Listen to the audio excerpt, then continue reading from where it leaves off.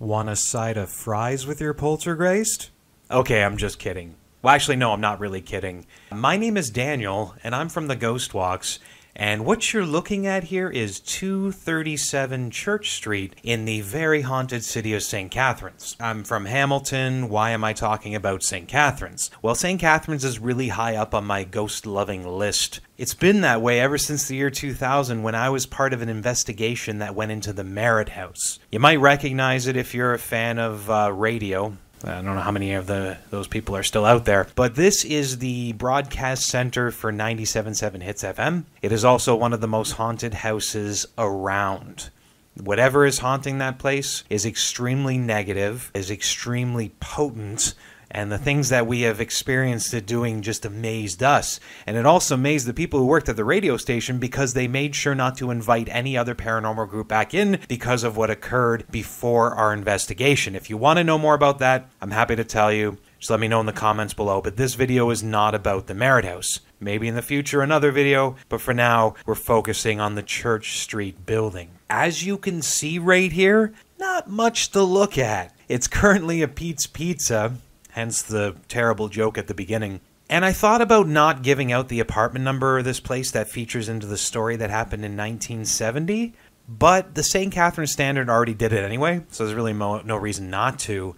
And understand, before you rush off to investigate this apartment, the energy had nothing to do with the apartment at all. It actually had to do with a little kid who was inside there going through puberty, or so the investigators, which by the way were police officers and skeptics, had stated in their report. They believe this to be a poltergeist. Now, you may have heard this word before. For those who don't know, it is a German term meaning noisy spirit, made famous by the movie of the same name. You know, with the older lady in it who, I'm going to try and do my impression here of Carol Ann. Okay, that was absolutely terrible. I am sorry I put you through that. This is a very serious case, and we have a boy named Peter. Now, Peter is just an assumed name. They never gave the kid's name to protect his identity, and he was 11 years old in 1970. And I think it's best summed up by a man named Michael Clarkson. Now, Michael Clarkson was a reporter for the St. Catharines Standard, which is the city's newspaper, and he also authored a book on poltergeists, so it makes him kind of the expert in this. And he featured this story, of course, coming from St. Catharines. That makes a lot of sense. And you can see it from his quote here,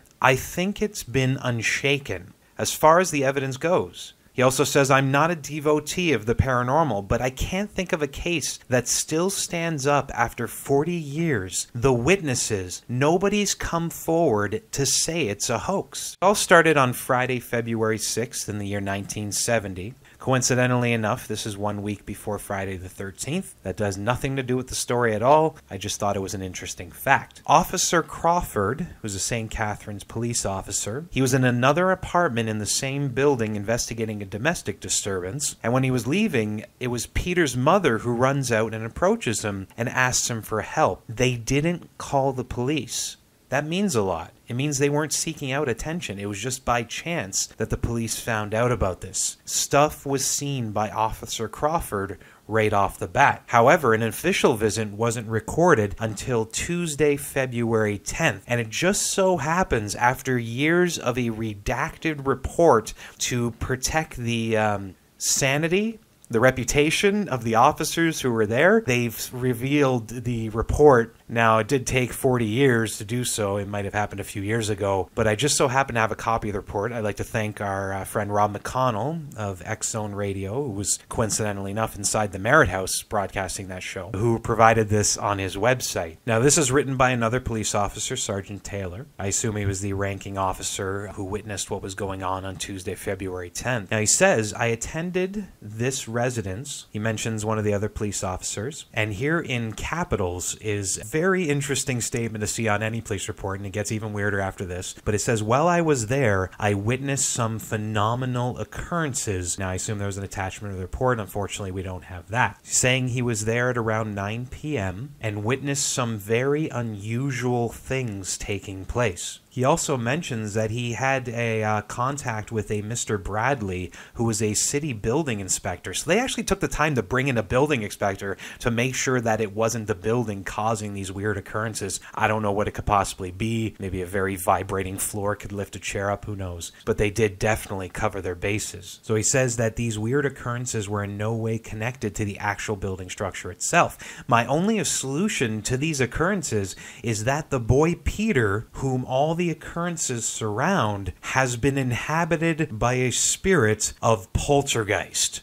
In a police report, the term poltergeist has been mentioned. He goes on, "This is a spirit which inhabits the body of a young child about to enter the phase of puberty." Yes, one of the experiences has to do with puberty. That is very true. And has been described as a mischievous spirit that does not generally seriously harm anyone. I think we've learned a lot over the years that that's actually not true. Sometimes people are harmed. I will give an example of Cork's restaurant in Niagara-on-the-Lake where Poltergeist, the woman who haunts the place, actually tried to push people downstairs. So in some cases, they can harm others. Continuing right along, people who have witnessed these occurrences, and he mentions some of the other police officers. He also mentions a Richard College. He spelled the name wrong. There's a D in it. Who, by the way, was a military man. I'll talk about him in a couple seconds here. And other police officers who had attended. Briefly, this boy can't sit on a chair without being thrown off, and items are hitting him for no apparent reason. I, the writer, witnessed the boy being thrown on at least a dozen occasions, including while I was with, and he mentions Crawford, who's the guy who started this whole thing. This is an actual police report saying these absolutely amazing experiences. Now, this leads to Thursday, February 12th. And I'm going to use a couple clips here from a show that covered this experience. I don't know what the show is. I tried to look it up. If anybody knows, please put in the comments below, as I'd like to give them credit in the source. Once I find out, I will update the comments of the video. And Thursday, February 12th makes me think they might have been avoiding Friday the 13th. I'm just going to say it. I don't know 100% for sure. They would gather inside this apartment. This tiny apartment. We have 5 police officers, 2 doctors,